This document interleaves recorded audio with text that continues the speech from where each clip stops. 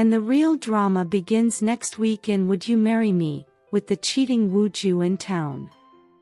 Can we talk about the I don't like seeing you with other men? It's no wonder WooJu suddenly went all in, with MeRi shenanigans. He had found out that she was his first love, the little girl who'd cried for him.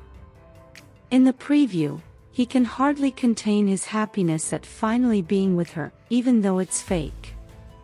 Meanwhile, they say, what goes around comes around. The cheating WooJu was dealt with the same coin he had dealt MeRi. It was satisfying seeing him sweat, and at a loss on what to do. However, a leopard doesn't change its spots.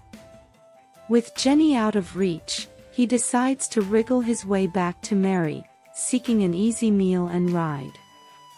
Meanwhile, the writer is gradually laying the foundation for Jin Jaeyoung and Song-yoon's romance. The pair looks good together, and Jin Jaeyoung would easily put the annoying Sung-woo in his place. The tie that binds the cheating WooJu and MeRi was officially cut in the last episode, with how his mother and sister treated her mother. With her mother's blessings, MeRi is determined to succeed in her scam. She tries to avoid Song-yoon, while leaving the house the next day. However, Song-yoon, who's already suspicious of her and WooJu, couldn't help but ask about her husband, and MeRi fibs as usual. Meanwhile, on getting to the hospital to see Sung-woo, Song-yoon is subjected to more bullying and belittling. He meets with WooJu's grandmother for a business proposal. And upon learning of his visit, WooJu tries to make a break for it, but he's called by his two-faced uncle.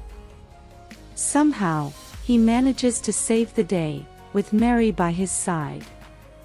WooJu walks in on MeRi and her friend during lunch, and ends up gifting MeRi with a cactus, which has become a symbol between them. He can hardly contain his joy at being with MeRi, as he asks her to call him 3 times a day, using the cactus as an excuse. MeRi couldn't be happier to oblige. Even her employee seems to notice the change in her, as she smiles more freely and mysteriously.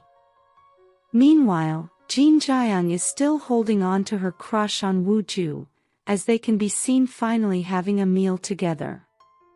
She asks him to think of who could possibly save him, volunteering herself for the role. However, it looks like things won't go her way. Song-yoon walks in on her playing the piano. Hopefully, WooJu must have left by now. If not, Song-yoon is bound to find it suspicious, seeing him with another woman, when he's supposed to be happily married. Meanwhile, things are going well between WooJu and MeRi, as they even share a hug. However, the cheating WooJu runs into them, and decides to stalk them home. Unaware, things get wet between WooJu and MeRi, while trying to fix something in the bathroom.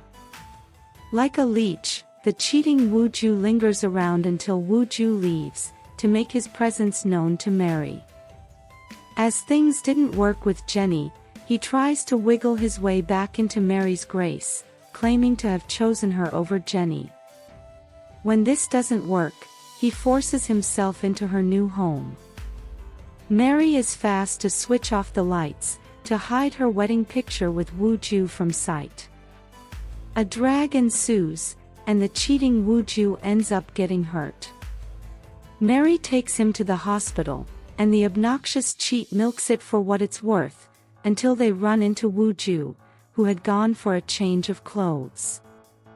Obviously, WooJu has been Team MeRi ever since finding out she's his first love. Green with jealousy, he switches places with MeRi, taking over the cheating WooJu's support. Perplexed over his actions, MeRi asks him if he wasn't the one who asked her to team up with the cheating WooJu, if push came to shove. Unable to hold back anymore, WooJu comes clean, making his jealousy known, and indirectly confessing his feelings to MeRi, who's blown away. Meanwhile, sadly, WooJu's parents had passed on his birthday, so he spends his birthdays mourning them. As usual, his obnoxious aunt makes it seem like it was his fault, and that he should be grateful that he wasn't kicked out of the family. Overhearing this breaks WooJu's heart. I wonder what his aunt would say and do, upon learning that her husband is a murderer, who might have been the culprit behind her brother's death. So far, Honggu is smooth with his secret dealings, as he blamed Mr. Ko for the embezzlement he'd committed. It looks like the chairwoman is like putty in his hands, as she believes everything he says. WooJu goes back home heartbroken, blaming himself for his parents' deaths. However, he takes comfort from MeRi's teddy, as usual. What's more, upon learning of his birthday also being his parents' death day, MeRi tries to make the day special for WooJu. This creates an intimate moment between them. But this doesn't stop them from trying to put on a show for Songyun. However, MeRi trips and falls into WooJu's arms. This is such perfect timing for her cheating ex to arrive. He looks unpleased seeing MeRi with another man, in the house she had won, as WooJu leans in as if to kiss MeRi. So far, the cheating WooJu thinks that the house belongs to WooJu. He's bound to cause trouble when he learns the truth. On a scale of 1 to 10, how would you rate the series so far? Let us know your thoughts in the comments section below. If you enjoyed this content, please give it a thumbs up, share it, subscribe, and turn on your notification bell for all things wonderfully K-drama. Thanks for watching, bye.